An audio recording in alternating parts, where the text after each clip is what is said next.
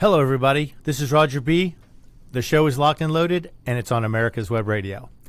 Today, we're going to talk about some gun stuff. We're going to talk about some gun politics, and we're going to talk about preparation. And I know Victor touched on this in the last hour. Preparation. But I know he talked about this in the last hour. It's like, apparently, okay, let's just assume, okay, the votes have all been counted. Everything's said and done. The Democrats have won the election. Okay. So, you know what? You're going to lick your wounds. You come out in 2 years. You vote again. Try and change things around a little bit. Actually, and there's a lot of elections coming up in the next month or so. But let me tell you what you're going to have to deal with in the meantime. Now, this is from a month or so ago, but this is a Florida Democrat who suggested it's now open season on killing Republicans and the president. She actually came out with a tweet that said, okay, there was somebody had been killed and they were a Trump supporter. She says, oh, but it's not a big deal because he was a bad guy. So because someone is a Trump supporter and they're killed, it's okay. It's okay to kill people if they disagree with you politically. But her tweet was just like, I mean, it was unbelievable that she was trying to say, she made a list of people in Trump's cabinet or in his administration that she thought were going to be available for killing now or for a harassment or destruction. I mean, they honestly believe this is okay. Imagine if a Republican had said that. And then, of course, someone goes, oh, publishing a hit list. Hillary would be so proud. But then someone said, no, Hillary would be annoyed that someone is stepping on her turf. That's right, using her tactics without permission. But she listed a bunch, and she is running for office in Florida. And this lady has come out and said it's open season on killing Trump supporters, and that she's trying to hold them accountable for whatever theoretical crimes she has come up with that they've committed. Wasn't it Maxine Waters who said if you see a Trump supporter or harass them in a gas station, you go push back on them? Yeah, you harass them, you yell at them, you chase them out of there. She said to get a mob together and go after them. Yeah. So apparently, even though they've won, they're going to be sore winners about this, and they're going to try and continue the violence. That's a great point, Roger. They're never satisfied. Right. It's ridiculous. And the thing is, this is just a continuation of the violence we saw before the election. And I would just be so curious to see what kind of violence would have ensued had they lost. Wow. Oh my goodness! I mean, our country may have fallen apart at that point. Every Democrat voter would have a new flat screen TV. That's right. The looting and the rioting and the burning would just be, it would be off the charts. Well, it's a good point, Roger, because you look, they're sore winners, and the reason is because they will not be happy until they've transformed this country away from freedom. So that means they got to get the Second Amendment gone. They got to get the First Amendment gone. Then maybe they'll be happy. Well, there was something I had read earlier. There was a guy who does he does a website out of Texas. I'm going to see if I can find this tweet that he made because it was brilliant. I mean, it's I don't know if it was old or not, but I believe it was. But he basically said, let's see if I can find this real quick. Here we go. You need some Jeopardy music. Yeah, I know, for me to find this stuff. But it was basically something about, I'm going to have to find it during a break. But he was saying, I would rather have trouble in my time. I would rather have to fight now so that my children and grandchildren don't have to fight. Yeah, I've seen that. And it makes so much sense because you got to realize if you're prepared for it and you're willing to sacrifice for your kids, for your grandkids, for future generations, that's what it's going to take if it comes down. If this lady starts getting out there and getting mobs together, going after people who she thought were Trump supporters, going after them to harass, kill their lifestyle, destroy their homes. I believe that quote was from one of our founding fathers. Probably, but I can't remember which one. I think it was, because I know that quote, and I can't. Fighting our time, fighting my time, not in my time. Fighting my time, not in your time. Yeah. Yeah, absolutely. And David, you're right. I'm pretty sure you're right, because in fact, I came across that quote not too long ago, and I cannot remember who said it, but I'm going to look that up. Okay, here's one way it's put. We all place ourselves in danger to one degree or another when we stand up. But we place our children and grandchildren in even greater danger when we don't. Yeah. It's another way to put it. It's like if you don't stand up now, your children and grandchildren are going to have to fight for this later. At some point. And also, what if they take away our Second Amendment rights? Your grandchildren and children will never have the right. They'll never be able to stand up. They'll never have the ability to fight off tyrants. If we lose our Second Amendment right, then we will only be a few generations away from a generation never knowing freedom. Oh yeah, it'll be well on its way. Freedom doesn't exist without an armed populace. I mean, well, we've said it 100 times here. There would be no First Amendment without a Second Amendment. Well, look, I believe it was Jefferson who said the government should fear the people. The people should never fear their government. So any republic or any country that's freedom and liberty, which is only the United States, you cannot survive if the government can put fear into people. He also said the tree of liberty must be refreshed from time to time with the blood of patriots and tyrants. With the blood of patriots, and that's 100% true.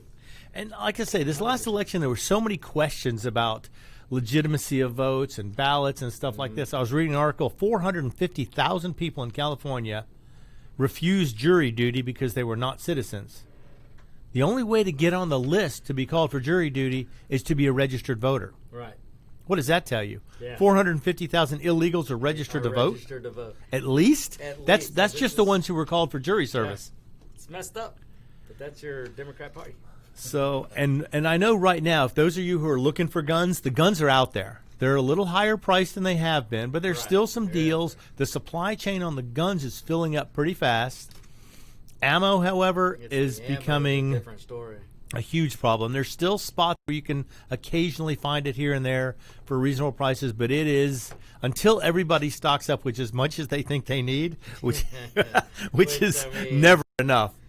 I have too much ammo, said nobody ever. Said no gun owner ever. Right. But if these guys are coming after us, I mean, because who is it? Zach Braff and who's the guy who plays Captain America? Chris Evans. Oh yeah. They want to make a list of Trump supporters or backers and make them and put them on some sort of blacklist. Are you serious? He doesn't deserve to wear the Captain America uniform. I know. It's ridiculous that these people honestly think that they can persecute people who don't believe the same politically as they do. It's because they're clueless. And that's third world countries to a T. That's Marxism. It's communism. It's fascism. It's fascism. When all of these countries that are despots, that's where you find lists of people that they go after because they disagree with them. Yep. And that's what their Democrat Party wants. It's messed up. So I'm going to tell you, be careful out there. Be careful who you talk to at work. Be careful which neighbors you talk to about if you have a gun or you don't. Because you know what? It's only going to get worse. And if you're not prepared, and part of being prepared is going to be people not knowing everything you've got, not knowing where you stand on certain issues. Don't give them any ammunition to use against you unless you are sure they are like-minded.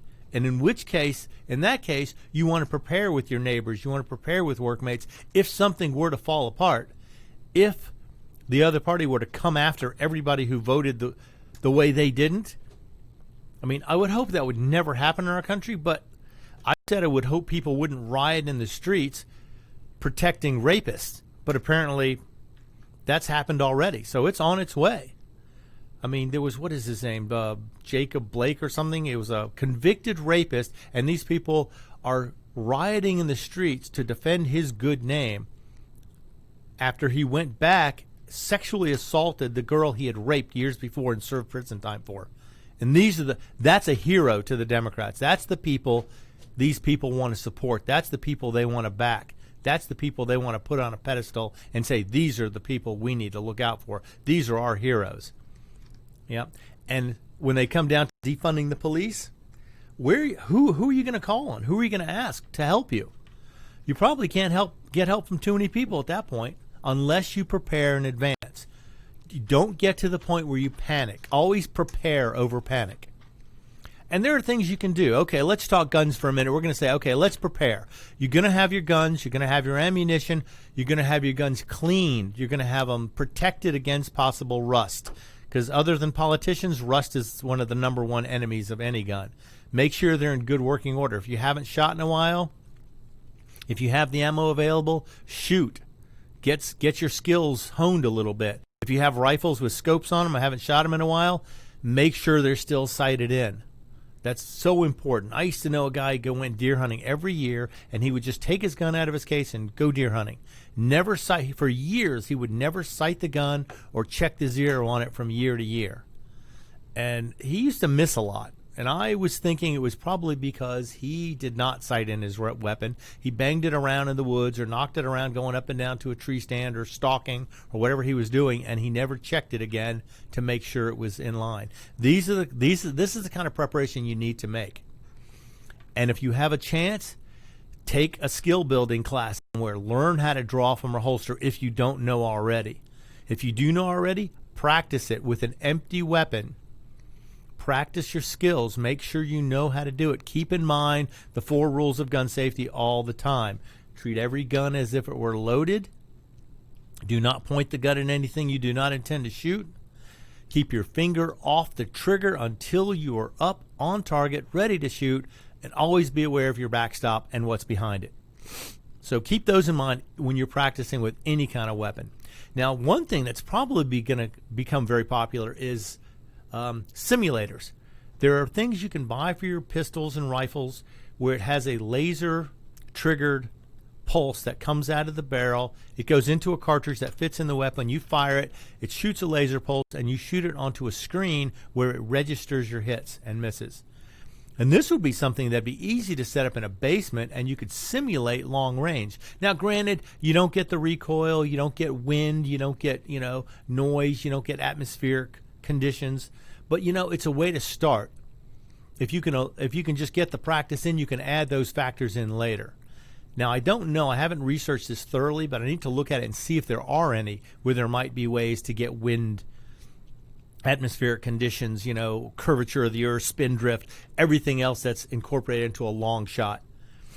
But until that day comes, practice with something. Even one easy way is use air rifles, air pistols. You can if you have a residential backyard, you can probably shoot in the backyard with a proper trap. If you don't have a proper trap, you can probably build one with old magazines, old newspapers, any kind of thick enough paper will stop almost any of these pellets or BBs.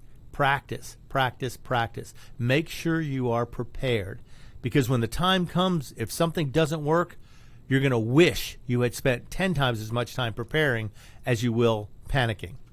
So, okay, that's probably enough of that. I don't want anyone to get too excited and get too worked up, because hopefully this will never become an issue. That's what I'm hoping for, that no one will ever have to fight to maintain the rights that we've been given. Well, actually, if you look at the Constitution, it doesn't give us rights. It limits what the government can do to infringe on our rights. But that's a story for another day. Right now, I have a safety announcement I have to make. If you have a Smith & Wesson M&P Shield EZ pistol, it is currently under recall. There are 2 M&P Shield EZ pistols that have hammers which are manufactured by the supplier that can crack. And in those firearms, the hammer failed to fully engage the sear, causing the round to fire, cycling the slide, and potentially resulting in multiple discharges without depressing the trigger. So be aware of this. If you have a Smith & Wesson Shield EZ, look this up, find out if yours is one of the ones under recall, and get it repaired. Now, they claim the gun will not fire if the grip safety is not depressed. So if you're not holding it, it shouldn't be able to fire by itself. And they only found it in 2 of the hammers, in 2 of the models. So be sure you check your pistol, check your serial numbers, and see if it needs to be done. You can bring it to, let's see if they say, I think you can send it back. Any Smith & Wesson repair center can handle this, and they'll probably just replace the hammer with the newer, stronger one to keep it from having these issues. And they say it hasn't actually happened to anybody who has purchased a weapon. They've noticed it during their testing. So they're asking all Smith & Wesson Shield, EZ Shield owners to go check the website. And I'm going to give you a quick phone number here, 888-871-7114. That's 888-871-7114. That's the number for Smith & Wesson. Call them if you think you have one of these pistols and get it looked at as soon as possible. They will tell you if yours is included in the recall or not.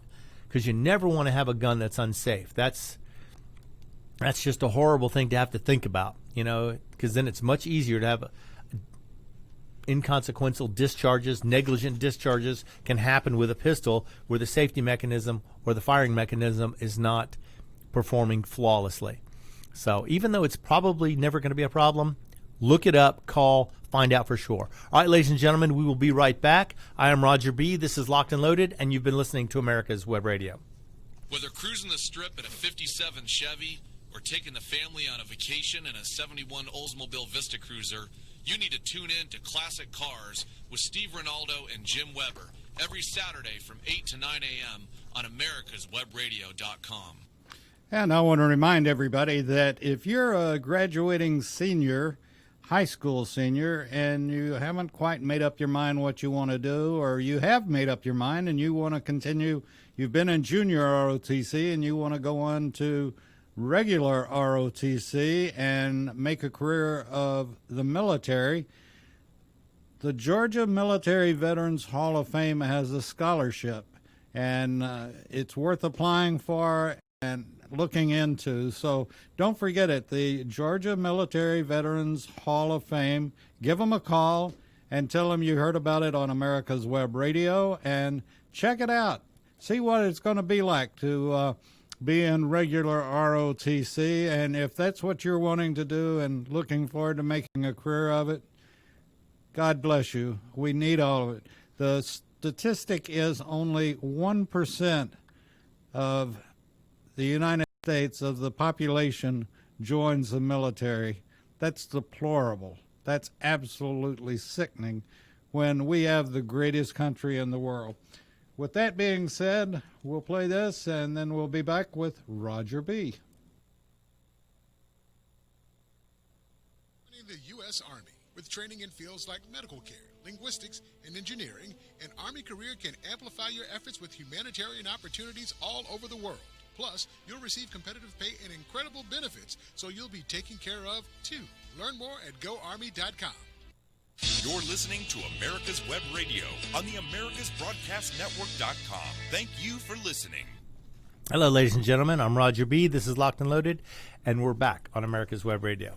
Just before we left, we were talking about the Smith & Wesson recall on the Smith & Wesson Shield Easy pistol. So if you have one, look it up, find the phone number, call, get it checked out. Don't want to have anybody having any accidents with any type of firearm. But sometimes you don't need to have a firearm to defend yourself. Sometimes it's just about having the sheer will. Apparently in Los Angeles, a man breaks into the home of his estranged girlfriend. He broke in, started attacking his estranged girlfriend, punching her in the face, trying to choke her, and apparently the woman's daughter and mother decided they were going to protect this woman in their house and take care of them. The daughter protect the mother and the mother protect her daughter, and they were going to beat this guy. So they didn't have any guns because it is California and it's difficult to get one, and even if you do get one. So they grabbed a golf club and a kitchen knife and proceeded to beat this guy and stab him with a kitchen knife. And they managed to kill him, which is probably good. He was a DRT, dead right there. So, but they were well within their rights to act in defense of their sister in this case, and the police are not pressing charges against the mother or the daughter. She was beaten and hospitalized after the attack. She had lacerations to her face. She had bruises. They did not indicate her condition at the time of the attack, but she has since been released from the hospital. But this guy was beating on his estranged girlfriend, and he paid the ultimate price for it. Probably very good that that happened. In fact, there was another story where somebody was beating somebody with a flagpole so hard that the flagpole actually broke. And the police took up a collection to buy her a new flagpole and flag. But okay, so be careful. Just because if you're a bad guy, go ahead, break into a house. If you're not prepared, you may get beaten to death with a golf club. That would be just poetic justice in its best form. Okay, we're going to get back to this preparation thing because I really think now is going to be the time when you need to start preparing your weapons, preparing just in case. I'm not saying anybody needs to use anything. I'm hoping the justice system still works properly and people will still be treated with respect and fairness. Although it seems as if some of the fairness has gone out of things as they've been releasing the burners, the looters, the murderers, the rioters. They've been releasing them on a revolving door system through most of the prisons. Even when they do get in trouble, they turn them right back out on the street to go do it again. So be aware, these people who normally will commit violent acts are being released right back into the public. So you have to be your family and your own first responder. You can't rely on the police. We talked about last week, there were cities where police departments were just not answering calls for domestic violence or for issues where they felt like they may run into a situation where they wouldn't want to have to make a split-second decision and maybe have to shoot somebody. They were just taking their time responding or getting there late or not responding at all.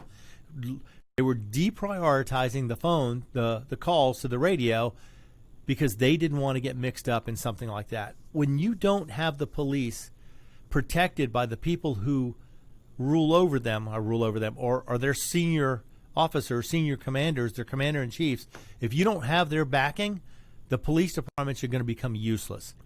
They'll write tickets, they'll collect money, and that's all they're going to do. When you really need a police officer for protection or for, to deal with a legal problem, they're not going to be there because they don't want to get involved. They don't want to be prosecuted for something that is their job. They don't want to take that chance. Why should they put themselves and their families at risk? All these police officers who were involved in some of these shootings, even though they were completely justified, they were just chastised. Their families were being harassed. The police officers were being threatened. Why would they want to put up with this? And the city's mayors and the governors were not standing behind their own police officers. They were not backing them up. So you may have to take care of yourself sooner than you think. You may have to be prepared to stand up to somebody willing to take your life, take your rights, take your property sooner than you believe it might happen. And like I say, it never hurts to be prepared. I always say preparedness over panic any day of the week. If you don't have toilet paper, you should have had a couple cases on hand. Actually, I think we're starting that again. I think I went to the Costco the other day. There were people with 6, 7, 8 packs of toilet paper in their cart and trying to check out. I was going, what are these people doing? How much crap do they have to deal with? But anyway, be prepared. Now we're going to talk about something. Now, this is probably common sense to a lot of people, but I'm going to just go over it real quick. This was an article I found in actually Field and Stream online. They were talking about practicing to make long-range hits. Now, this could be for hunting, for target practice, anything like this. It's a skill that everybody should have to some extent. Most people will tell you, oh, I'm better with a rifle than I am with a pistol. Well, that's a given. A pistol only has your 2 hands on it, and that's the only point it secures at 2 points. A rifle has 3 points of security, 2 hands, and a shoulder or body part. So that's something that everybody's usually better with a rifle than a pistol. Not usually an issue. But anyway, we're talking about hitting your target at a long range. Number 1, if you can, get in the prone position. Lay down on the ground. Make your body stable. Flatten your feet out. Get down behind the gun. Set it down on a bipod or rest, whatever you happen to have. A bipod would be ideal. Set it down. Get as steady as you can with as little contact to the weapon as possible other than to secure it. So that's something you always shoot better in a prone position. You control the felt recoil and you establish more consistent shots in a prone position. 2, if you're using a bipod, dig the legs into the ground a little bit. Secure them. Don't just plop them on top of something, on top of the dirt. Dig them in a little bit to where they have some stability. Make sure the platform allows you to load up. When I say load up, I mean put a little pressure on it, a little tension to keep it from swaying by you just holding it or gripping it. It'll also keep you from, when you're breathing or heartbeats, from changing the impact point of the rifle too. So you want to make sure it's secure. It should be supported by the bipod and your shoulder. The only other hand on the gun should be your finger on the trigger, and that hand if you're right-handed, the right hand should be very light on the gun. It should be resting on the ground on the bipod and dug into your shoulder. 3rd, if you have a parallax adjustment on your scope, set it. Now, parallax will adjust the scope lenses for distance, because if the parallax adjustment is not set correctly, you can get a fuzzy picture. You can have point of impacts can be changed. Most of them have preset. Some have adjustable. If you have adjustable, make sure it's set. Some have adjustable objective lenses where you set the objective lens for the approximate range. This helps give you a clearest picture of the reticle on the target and will allow you to take a shot and get the reticle not to move while it's on the target. Fourth, elevation. This is hard to do because you have to know your range, you have to know your bullet's drop, you have to know the ballistics of the bullet you're actually firing. Now, a shooter who does this all the time will call this his dope. That is, what is it, the drop, open, I forget. I'm going to have to look that up too. But anyway, he'll have a table of ballistics. A lot of times you'll see a guy with a piece of paper taped on the side of his stock. It'll have the ranges. It'll have the bullet drop for each range. It should have a bullet weight of what type of bullet he's using, the cartridge he's firing. And these are going to be adjustable sometimes for temperature, for wind, for humidity. Atmospheric conditions will play a part in this depending on how far out you go. Now, if you're shooting 100, 200, 300 yards, that's probably not going to be an issue. You get beyond that, though, and you're going to have to start paying attention to other factors that most people don't. And this is stuff that you can do in preparation. Always prepare. Having a rifle that shoots true and you know is sighted in is an invaluable tool. And right now, with the price of ammo, you can't go out there and just blast away like you normally would unless you have just a ridiculous amount of ammo. But if you want to shoot and you still want to conserve ammo, long-range shooting is the way to do it because you shoot a lot less. You're shooting a lot slower. Each shot could take several minutes while you make adjustments, make corrections, you do measurements for wind, for temperature, for humidity. Make sure everything is set just right between shots. Ideally, you want to have a one-hole group at a couple hundred yards would be fantastic. Of course, that's something that's difficult to come by, but it's always nice to try and attain the best thing you possibly can. Try and do the best you can. Number 5, make windage corrections. This is extremely important with wind. Now, if you're shooting an indoor range or someplace between two mountains where there's no wind, that's not going to be as big of a factor. But always be prepared to make adjustments for that and know what it's going to take depending on whether you can tell how fast the wind is blowing. Know your reticle, too. Know how it's going to be adjusted. Do you have hold over, hold to the left, hold to the right? Wait until the shot is right before you take it. That's the whole deal. Long-range shooting can take you all day to shoot 20 or 30, 40, 50 rounds. Could take all day. Well, if you're shooting an AR-15 at watermelons, you're going to go through 50 rounds a lot quicker. Number 6, obviously, take the safety off, but not until you are absolutely ready to shoot. Assume all guns are loaded. Never point the gun at anything you don't intend to shoot. All four gun safety rules are in place here. All of them have to be followed, no matter what kind of shooting you're doing. Now, this is number 7 is an interesting thing that a lot of people don't do with long-range shooting. Normally, when you shoot in a stand-up position or a sitting position, you're going to have your strong hand on the pistol grip, finger near the trigger, and your other hand will be supported underneath the forearm. Now, if you're in a prone position with the rifle supported on a sandbag or a bipod or something like that, then you want to take that other hand that normally goes under the forearm and you want to curl it back around underneath yourself and stick it under the edge of the buttstock, just to give it like a monopod almost, a place to support it in the back of the rifle. You'll have your right hand or your strong hand on the gun. Your weak hand will be tucked around underneath you, underneath the buttstock. That gives you a little bit more support of the weapon and enables you to be very stable because your arm is all folded up, so it's going to be much tighter fit. It's going to be less movement than if it's extended out. That's why shooting in prone is one of the most accurate positions to shoot in.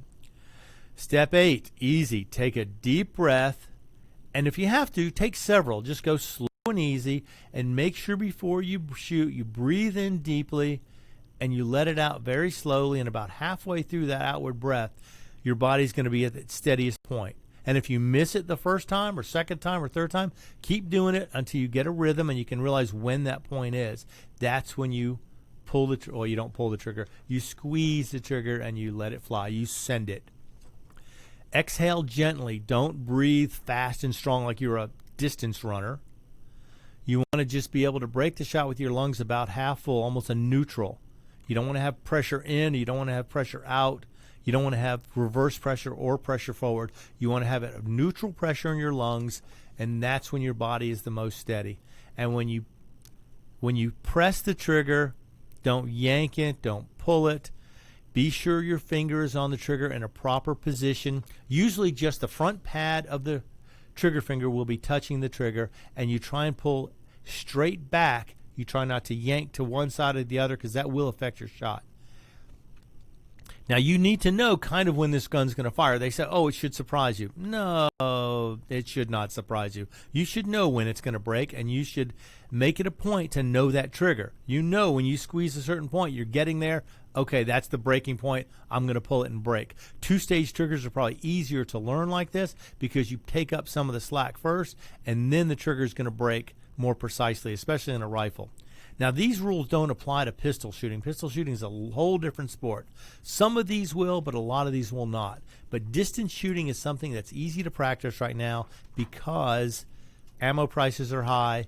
Now would be the time to use that scope rifle. You can go through a box of ammo in an afternoon, and you can make sure it's sighted in properly. Remember, 1 ounce of preparation is worth 10 pounds of panic. So don't panic. Don't get excited. Practice. But practice stuff you don't normally do, perhaps, or practice something that's a skill. Whatever your weakest skill is, that's what you need to practice. Practice until you mess up. That's where you know you go to that point. You go until you mess it up. Then you back it down and you try and get past that point one more time.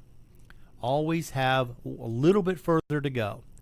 If you know where your failure point is going to be, then you know you can go right up to it and still succeed. So that's something to be done during these times of limited ammo. And have a plan.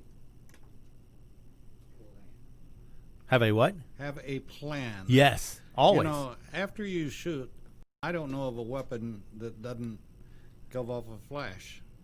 Even most of the them. most sophisticated AR-15s. Oh, right. Still give off a flash. Unless you have a big suppressor on the end of it, then you may not see a flash, but that's, The you know. chances of that are slim and none. Well. So, you give off a flash, who is going to see that, possibly? Right. Day or night's going to make a difference, too. During the day, bright sunlight, it'd be a lot harder to see it. At night, it's going to look like a fireball. So, the point of my story is, if you're looking at two prospective kills as opposed to just one, have a plan, because his buddy just saw the flash and knows approximately where you are. Possibly, So, yes. You need to have your plan. I take one shot and I go over here. Right. I take second shot, I go over here. Have that plan. Right. Yeah, if that's in a combat situation, you need to know that. We're just talking about practicing with the rifle on paper, so, you know, we're not shooting anybody yet and I don't think deer would be aware of the flash necessarily. They'd be blinded and they'd look like two eyes in a headlight. And I don't think you're supposed to shoot deer at night anyway. You should tell Lyndon Johnson that. Oh. He might be hard to reach, but you should tell him that. Yeah. And be aware, if you are hunting, follow all the hunting rules, all the regulations. You know, there are a lot of them, and make sure you follow them properly. And most important, be safe. But I'm just saying, long-range shooting right now would be something that'd be easy to practice because it doesn't require a lot of ammo. You know, you mentioned be safe. There's two ends of that be safe. Your end of it and what you're shooting end of it. Right. That's number 4 of the gun safety rules. You know. Be aware of your backstop and what's behind it. Right. Always know what's behind. I mean, if you're shooting at a big dirt wall and you know there's nothing but dirt behind it, you're good. If you're shooting into a bunch of woods and you think, oh, one of the trees may catch it, you need to know how many trees there are between you and the next house. You know, you don't want to have one bullet just, be that 1 in a million that makes it through 3 acres of forest. You know, we had an incident in Alpharetta the other night that I don't know what to say other than it was a drive-by shooting at Whoa. nothing. That's odd. Just somebody driving along and wanted to shoot at something. And they didn't catch him, but I hope they do eventually. But apparently If not, there was a shot fired and they Didn't hit anything of any consequence, I guess, or? Exactly. Huh. But a shot and just drive by. And on on Old Alabama, which happens to be a... Oh, wow, that's a pretty busy street. Yeah. Wow, I wonder if they were shooting at road signs, or maybe they just discharged a weapon out the window just to try it. You know, something like that just makes... You know, the only sense you can say is, what a waste of ammunition. Right. And at least that bozo doesn't have one more shot. Or yeah, let's hope not, yes. Oh, my gosh. Yeah, there's always going to be people who don't follow the safety rules. Going to be people get in trouble. I've seen it happen. You know, I've seen people not keep their finger off the trigger when they're not shooting and end up firing around into themselves. It's happened. He was okay, but still, it happened. Of course, you see something like that, and instantly you become much safer, because they say a smart person learns from their mistakes. A very smart person learns from other people's mistakes. So pay attention. If you see somebody doing something wrong, pay attention, learn from their mistakes. And get away from them. Yes, keep your distance, or if you think they might be willing to listen to you, you may try and correct them, as I've had to do. I was a range safety officer for a while, and I had to go in there and correct people when they were doing anything that was unsafe. And most of the time, people were very understanding. Oh, I missed that. I forgot. Whatever. And they corrected their behavior.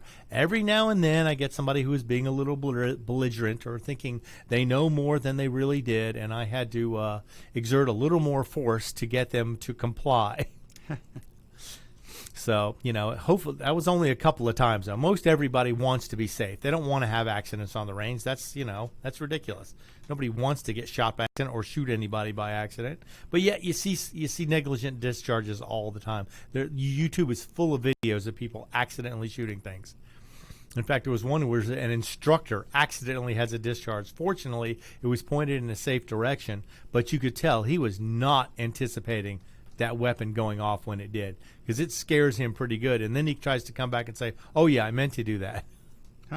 But you can tell from the video he clearly was shocked. Yes, he was surprised when it happened. So it's sort of like the guy that wants to put it on full automatic and be whoever. Rambo or something. And, if you understand weapons, the last place that you put an AR-15 or AK-47 or anything else is on full automatic. You probably wouldn't hit the side of a barn. For practical purposes, yes, but it is fun. If you just want to burn up a clip of ammo, sure, go ahead and do it just to try it. And actually, there are ways to do it where it can be more accurate, but it's usually not just pull the trigger and hold it. You have to shoot in short bursts and keep it repositioning on your shoulder, or keep your sights online when you do it. Yeah, it's fun, but generally speaking, not effective. Not as accurate in most rifles. Now, in some pistol caliber carbines, like a 9mm rifle, much easier to hold on target through rapid fire, especially certain ones, because they're designed for the recoil to come straight back instead of to kick the gun up. They keep it straight back so it's in line with the barrel. The HK MP5 is one of the ones that was brilliantly designed for this. You can sit there and pull that trigger and hold it. If you're on target, chances are every round's going to hit within a few inches of your initial spot, if you have any kind of training with it at all. Works great. While a Mac 11, oh my God, it's going to be sky high before the end of the magazine. It's totally different design, and it's not meant for full auto firing for long periods of time. And I'm sure somebody out there saying, I can do it. Well, maybe you can, but it takes a lot more training to work with that one. But yes, be careful, especially in this day and age. You can't afford to waste that much ammo. No. My gosh, it's crazy. The prices are getting insane, but I hope soon the pipeline will fill in a little bit. Prices will start to drop. Things should normal out a little bit, unless, of course, Biden gets his way. Now, him and Harris have come up with this, dare I say, illegal gun scheme to try and take guns away from people. And unfortunately, I didn't print it, but I do have it on my phone to read to you some of the things. The worst thing, I think, is they're going to try and make semi-automatic military-style weapons Class 3 weapons. What this means is you're going to have to register your AR-15 as you would a machine gun, which means a $200 tax and you'll have to keep a tax stamp with it all the time. And anytime you transfer that weapon to somebody else, it will require that same $200 tax stamp. Now, I don't know how far they're going to go with this. If they're going to try and do all weapons that are semi-automatic, just military-style weapons, will your Ruger 1022 all of a sudden be a Class 3 weapon? I don't know. If they have their way, probably so. They're going to make every single semi-automatic with removable box magazine into a Class 3 weapon and have to cause you to register it.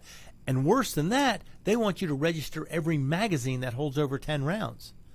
Now, if most of you have, I would assume if you have a rifle that you're using for self-defense or for a stuff hits the fan scenario, you're going to have at least 6 magazines for it, probably more like 10 or 12. And imagine having to pay a $200 tax on every magazine and the weapon it goes in.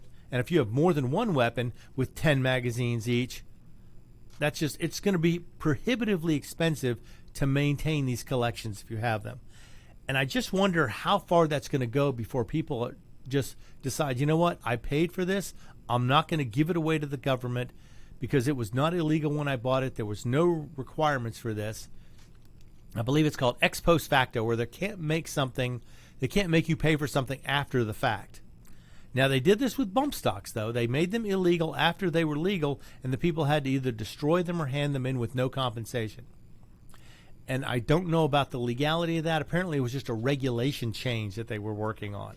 The ATF decided, we're going to change the regulation on this to make it a machine gun, which I guess that means you could have registered a bump stock. I don't know. I wonder if you could have registered it as a device and kept it for $200 and had it registered with a stamp. I don't know.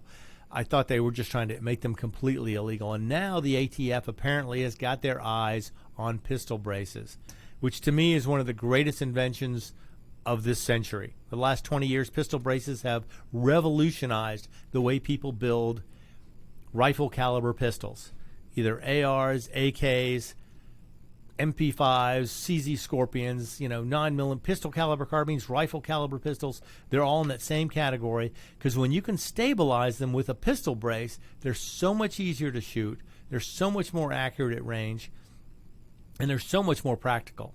However, there's been some talk. They had one in particular that was brought under scrutiny, and they had a cease and desist order. I believe it was called, it was on a gun called the Honey Badger Q. And they decided that particular pistol brace was not a pistol brace and was indeed a stock. Now, I don't know if they're coming after all the other pistol braces as well. There's been some speculation that they're going to reclassify all pistol braces or pistol brace weapons as SBRs, which is a short-barreled rifle, which means, again, $200 tax stamp, registration, months to wait to get your registration done. Now, there was precedent set years ago when they had something called a street sweeper.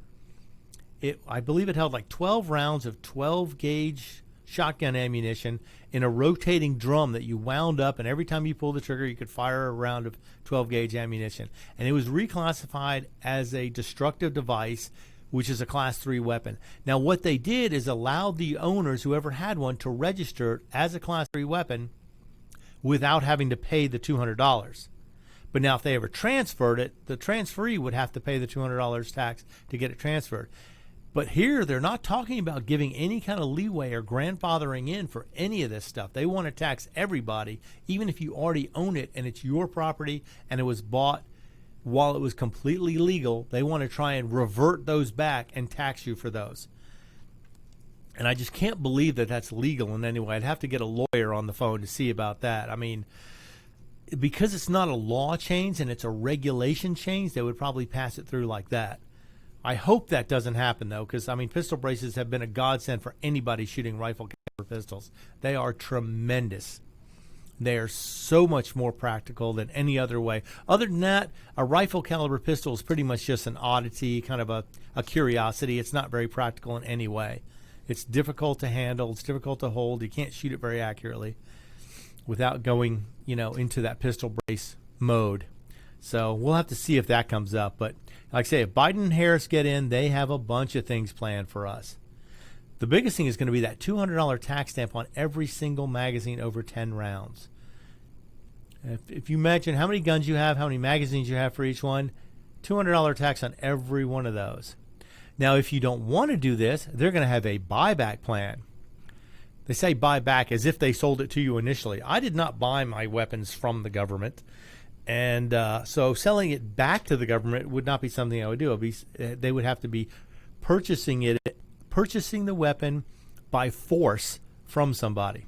All right, we're going to be right back. We'll go over more of Biden's gun plan after these breaks. I'm Roger B. This is Locked and Loaded, and you're listening to America's Web Radio. Before we jump into the break, this is a good time to make sure that you're planning on voting. If you're in Georgia anyway, you're planning on voting, and this is why we have to keep the Senate. We have to keep the Senate. Vote for Loeffler and for Perdue. We have to keep the Senate. Our idiotic plans like this will be coming out of the White House like rats by the head rat. If you live to serve and want to make an even bigger difference, consider joining the U.S. Army. With training in fields like medical care, linguistics, and engineering, an Army career can amplify your efforts with humanitarian opportunities all over the world. Plus, you'll receive competitive pay and incredible benefits, so you'll be taken care of, too. Learn more at GoArmy.com. Whether cruising the strip in a 57 Chevy or taking the family on a vacation in a 71 Oldsmobile Vista Cruiser, you need to tune in to Classic Cars with Steve Ronaldo and Jim Weber every Saturday from 8 to 9 a.m. on americaswebradio.com. If your health insurance premium is more than your mortgage, Ellen Deal with Ideal Solutions is here to help. Whether you're a small business owner, individual family, or baby boomer, email MAGA45CAG@gmail.com and I'll respond with 3 easy questions to help you determine if you can get away from Obamacare.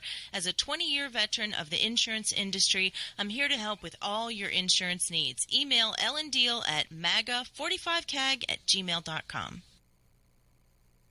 You're listening to America's Web Radio on the AmericasBroadcastNetwork.com. Thank you for listening. Hello, ladies and gentlemen, and everybody who doesn't identify as either one. I'm still acknowledging you. We're back. This is America's Web Radio. I am Roger B., and you're listening to Locked and Loaded. And right before we left for the break, we were talking about the Biden-Harris gun plan. And it is a doozy. I mean, these people have learned, because Biden was the original author of the 1994 crime bill. He was one of the authors, and he knows what it takes to get guns banned. He did it. For 10 years, they had a ban on these weapons. And I have a feeling, though, if they try and pass this again, they will not agree to any sunset clause. They will have this permanently instituted. And, okay, we were talking about tax stamps on magazines, tax stamps on guns that are semi-automatics with removable magazines, talking about a buyback. They want to put America on the path to ensuring 100% of firearms in America sold are smart guns. Now, smart guns, in case you don't know, are guns that only enable the user to shoot it by way of a microchip in a ring or a microchip in a glove. There's some identifying factor that person has to be wearing in order to unlock the weapon to allow it to fire. There's electronic locks inside the weapon. And these guns have been out since probably the 70s with marginal success because there's so many flaws and problems and issues with them working properly. I think if Biden and Harris really want this, they should start with their own Secret Service. Let their Secret Service guys start with smart guns. Let's make sure they work. If they work good enough to protect the president and the vice president, then maybe the rest of us can consider using them. But I have a feeling the politicians will exempt themselves from any of these laws. They will not be under, these laws will not apply to them at all because they consider themselves elite. They consider themselves rulers, monarchs. They think they're kings and queens. They believe they're above the common peasants who have guns. They don't believe in the Second Amendment rights. Well, we're going to see if he tries to get this to go through. Hopefully, if we hold on to the Senate and kind of lock everything up for 2 years, hopefully no gun bills will be passed. And that's something that happened to Obama. He was so interested in getting his health care bill passed the first couple of years, he didn't pay attention to guns until later. By then already, the Senate had changed, or the House had changed, and there was a balance of power, and they couldn't really pass anything that was going to be unreasonable. And he actually didn't do anything that I can remember too much to harm gun rights. In fact, Obama was the one who made bump stocks legal. Under his ATF, bump stocks were made legal. So consider that. And under Trump's administration, they were made illegal. I know I like to mention that because it's not always clear cut between Democrats and Republicans. Now, here's one big factor that Biden is coming out with. He wants to remove the Protection of Lawful Commerce Arms Act. Now, what this takes away liability from gun manufacturers for people who misuse their products. Meaning, if someone gets a gun and uses it to shoot somebody, it's not the gun manufacturer's fault. Now, gun manufacturers still have to be responsible for their products in the fact that they need to work properly, and if they're manufactured incorrectly or have faulty parts, they need to be responsible for that. But they cannot be responsible in somebody else's hands what they do with a tool if they use it improperly. And he wants to try and repeal this protection, which means every time somebody gets shot, they're going to sue a gun manufacturer to try and get money from the gun manufacturer. Well, this will eventually drive every American gun manufacturer out of production, and most foreign gun manufacturers will not be able to sell here. So basically, he's going to put them in a chokehold to not allow them to be able to sell anything here. So we could very well be the last generation who's able to buy a weapon in the United States. This could be coming down the pike. Now, I hope this is not something they prioritize. He's got a lot of other things he needs to deal with. But if he jumps right into the gun thing and gets it done first, and if the Senate cannot hold him back, that's going to be a huge problem. The Second Amendment could disappear within one generation. Now, I don't know how compliance is going to be on this. Are they going to force people? Are they coming door to door? I know in New Zealand they had over 1.3 million guns that were put on a ban list, and people were required to turn them in, destroy them, get rid of them somehow. And so far, I think they've had 37 of these 1.3 million guns turned in. So they're apparently there's been a huge increase in boating accidents in New Zealand because they all seem to be disappearing. Non-compliance is the first step against an unjust government. I'm not saying to fight anybody. I'm not saying to shoot anybody. Just be non-compliant. If they can't force everybody to do it. However, if they decide they want to make a big noise, they're going to make examples out of somebody.